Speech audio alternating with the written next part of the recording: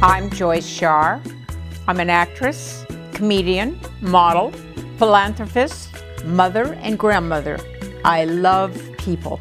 Everyone has a story to tell, and together we're going to explore how to achieve health, wealth, and happiness.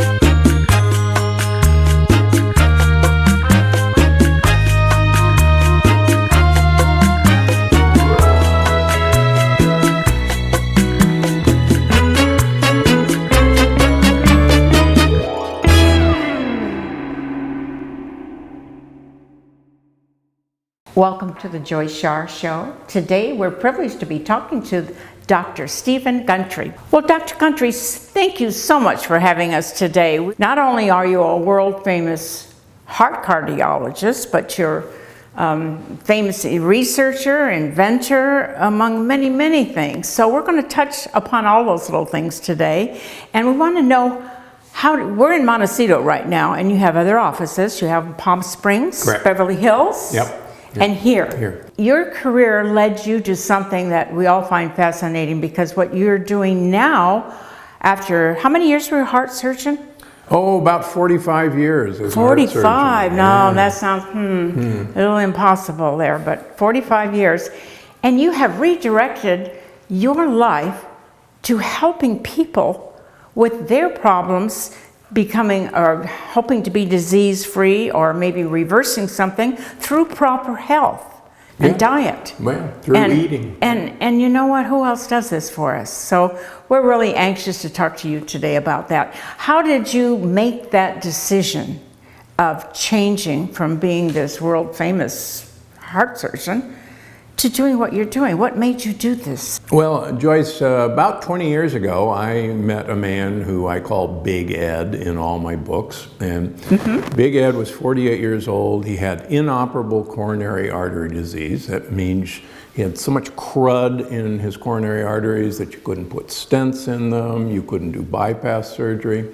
And make a very long story very short, in 6 months' time, by changing his diet, and by going to a health food store and buying a bunch of supplements, he cleaned out 50% of the blockages in his coronary arteries, and also lost 45 pounds in the process. And I had been taught, like all other doctors, that that was impossible. You couldn't reverse. Couldn't do that. No reversing, can't reverse it. You can slow it down, but can't reverse it. And there it was in front of my face.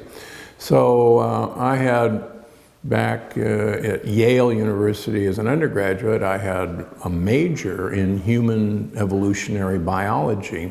And the way he described his diet was exactly what my research at Yale had been all those years before. So I started working on myself as a guinea pig, because I was a big fat guy. Well, that's hard to believe. Yeah, I was 70 Look at pounds. you, lean and mean here. I was 70 pounds overweight. Wow. And despite exercising and doing all the right things. Didn't do it. Yeah, didn't do it. So I lost 50 pounds my first year, and I started teaching my patients who I operated on how to avoid me in the future.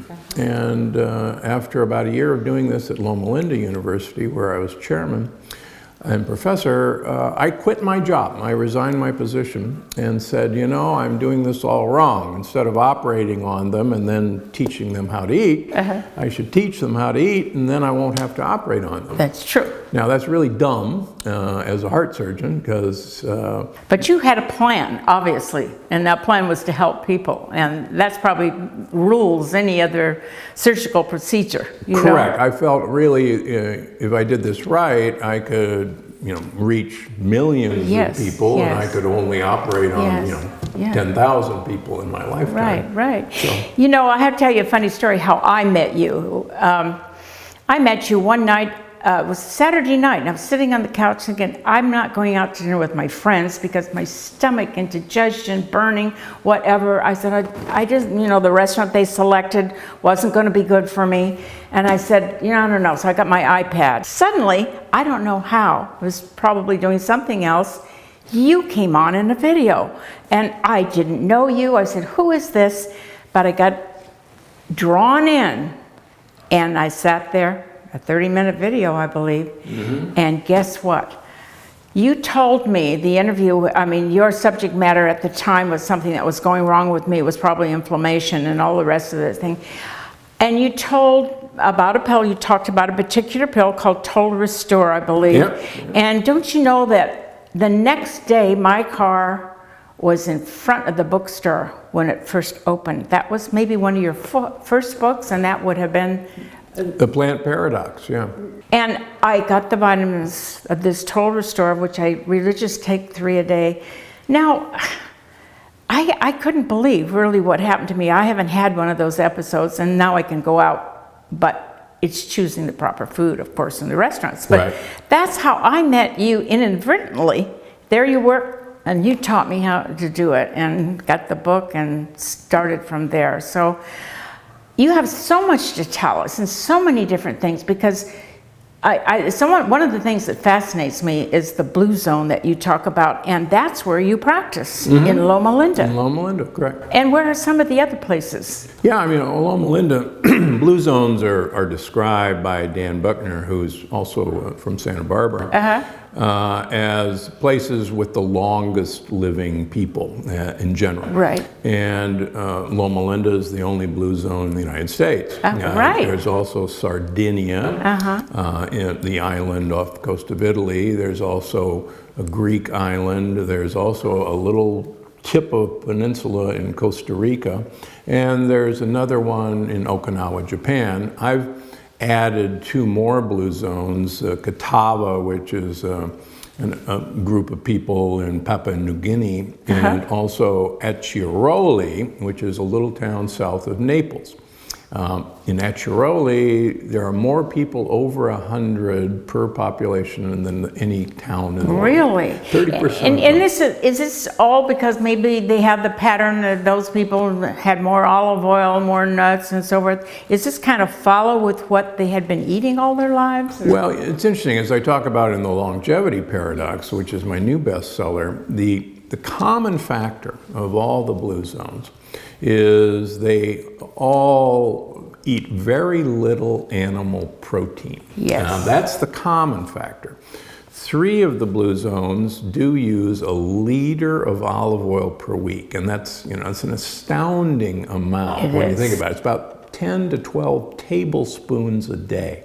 Is that what you recommend we do? Yeah, I actually do. Really? In fact, one of my sayings is the only purpose of food is to get olive oil into your mouth.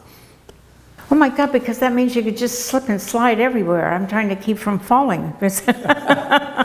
Well, you want the insides of you to be slip and sliding. And that's basically then for inflammation, olive oil, and does that affect the gut buddies? We're going to talk about too, because I find that such a fascinating thing, and you can explain what a gut buddy is so that my audience out there can understand it, because I was trying to process this, and it has to do with the bad and the good gut buddies, right? Yeah, our microbiome is the official name for these hundreds of trillions of bacteria that live inside of us. And we're basically their home. We're a condominium for what I call bugs.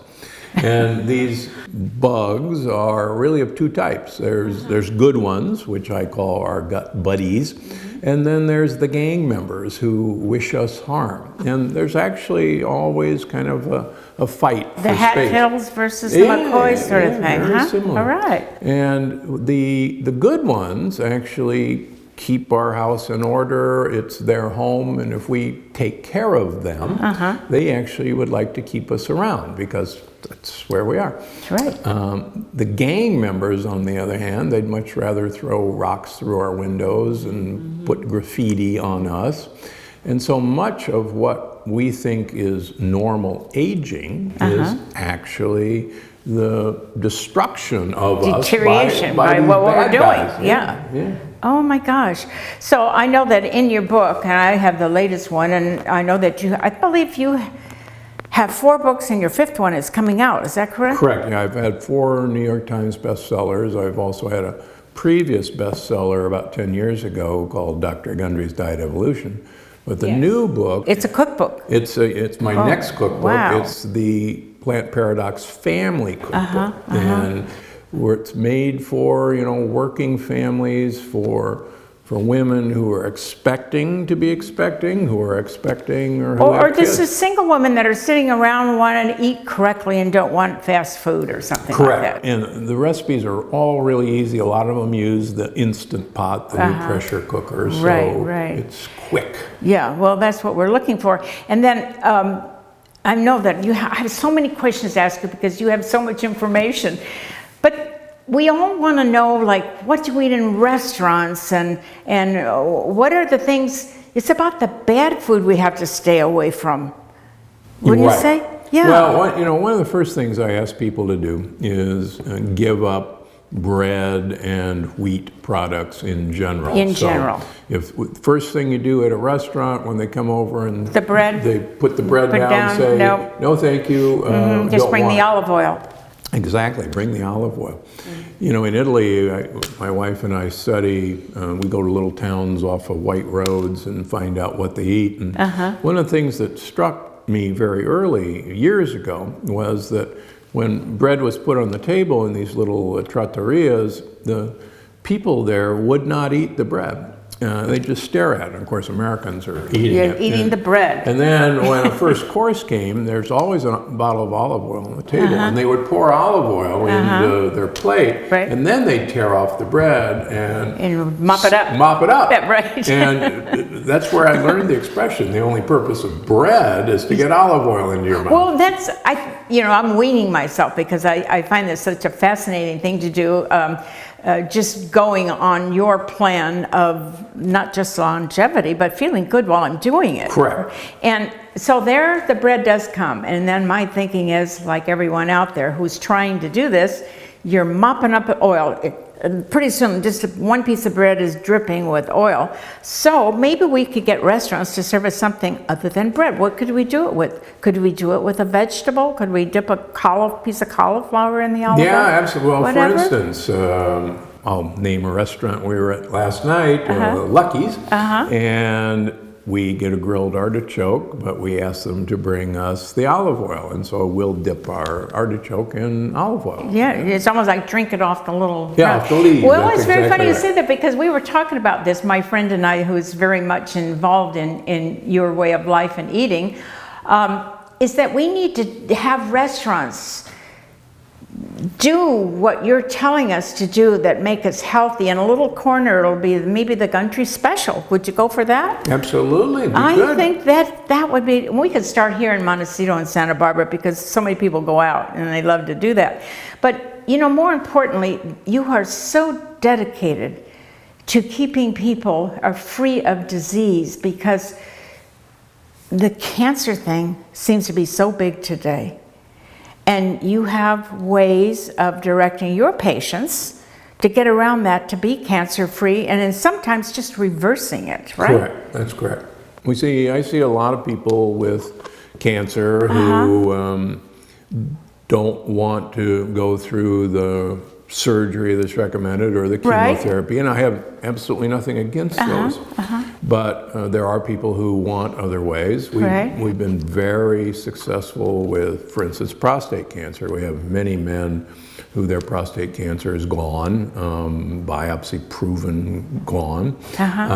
We've had a number of interesting women's success stories with breast cancer. Yes, that's what I've heard. But the advice for anyone who's listening is, first of all, listen to your doctor or healthcare professional. But on the other hand, there are many, many alternatives out there that should be investigated as part of an overall care program. The best idea hasn't come up with it hasn't been invented yet, and you're probably going to. Well, I hope with so. It. Yes, you will. Well, we're going to come back with more questions because I have so many to ask you. We'll take a little break and be right back with you.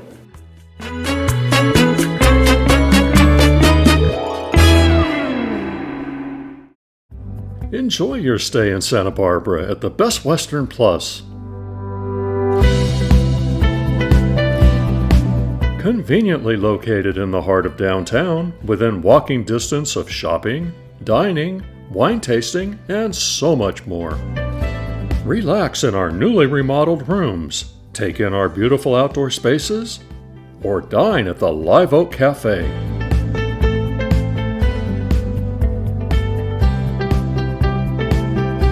The Best Western Plus offers affordable luxury whether you are driving up the coast, hosting a family reunion, on a business trip, or booking an extended stay in our 1- and 2-bedroom suites. Choose from a wide variety of specially curated vacation packages. Come and stay a while at the Best Western Plus, Santa Barbara.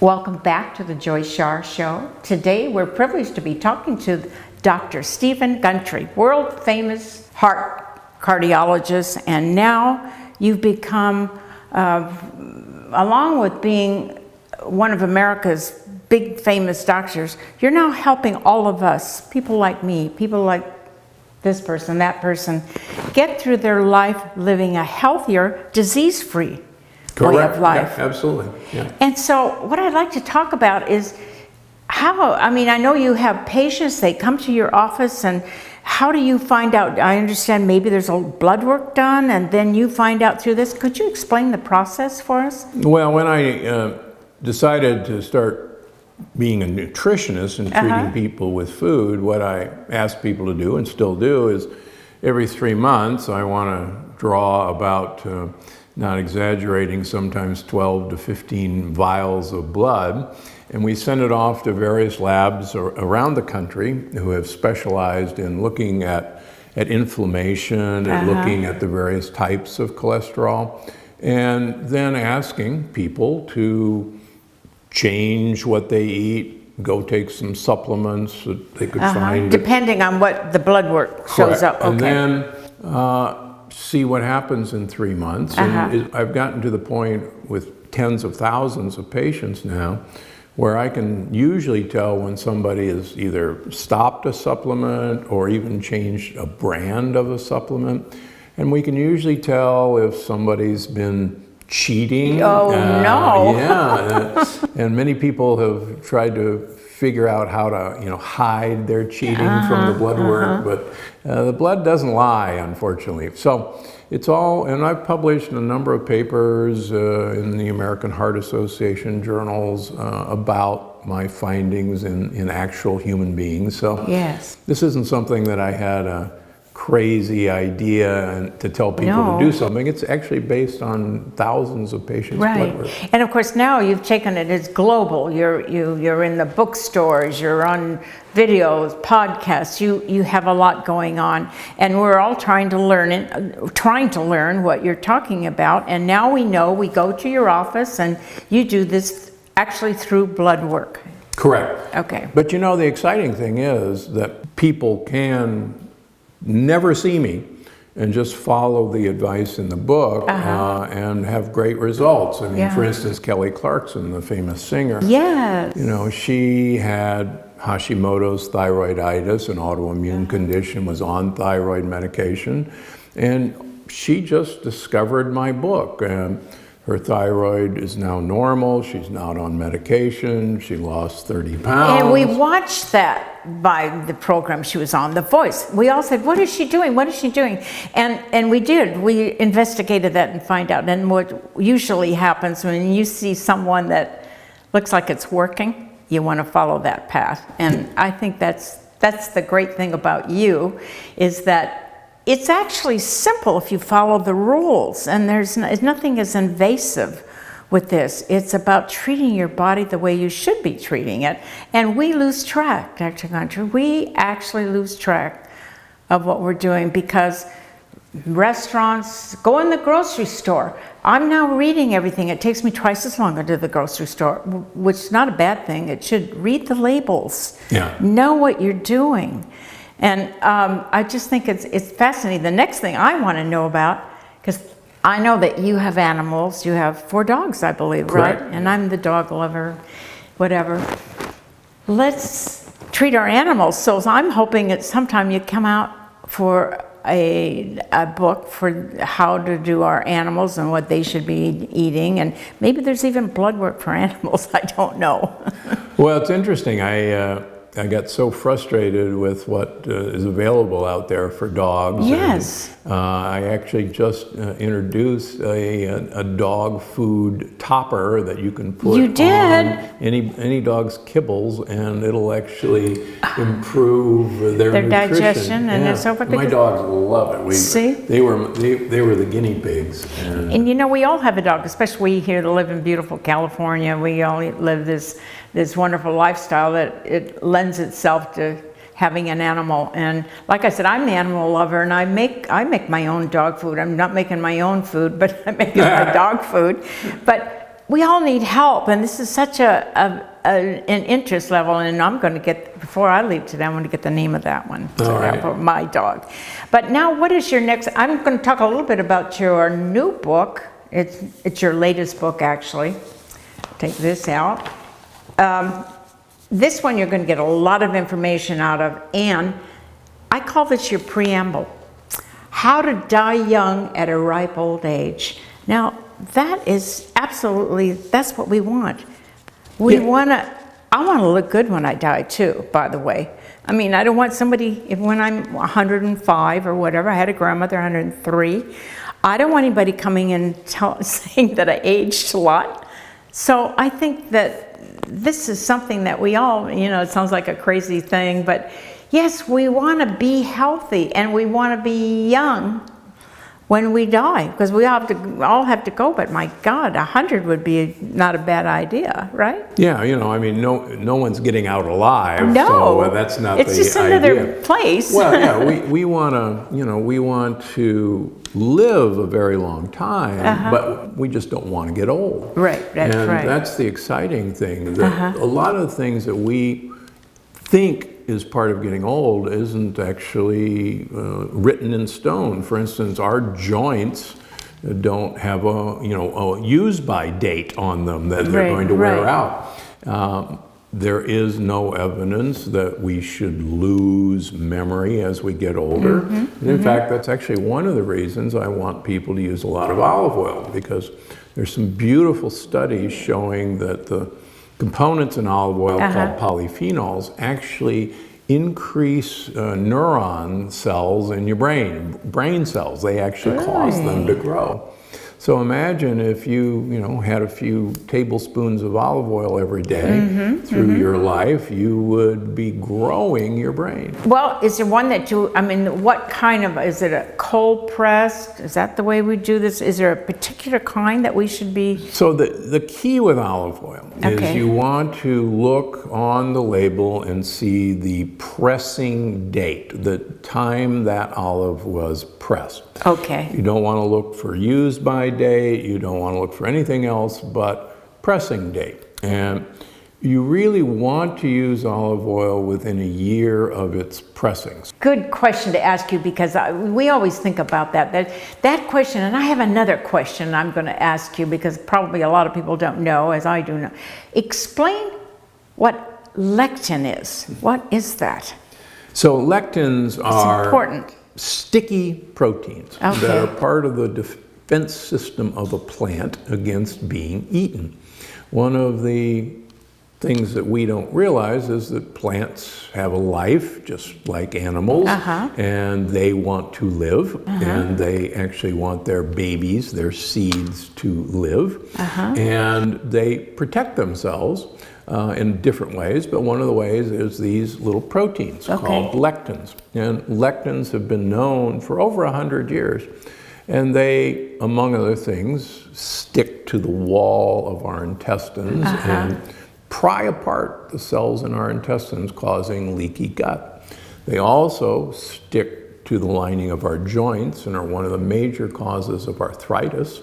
They even stick to the walls of our blood vessels, and that's how I got interested in them as a heart surgeon and cardiologist, and cause heart disease.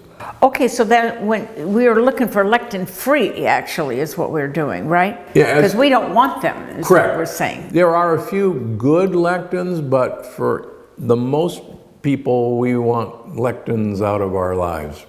And they're primarily contained in the grains, like wheat and corn and barley and rye. They're also in the nightshade family, things like potatoes, tomatoes, corn, maybe, eggplant. Okay. Oh, eggplant's the worst, right? They're all part of the same problem. In general, the peels and the seeds of the nightshades are the problems, where the lectins are. Right.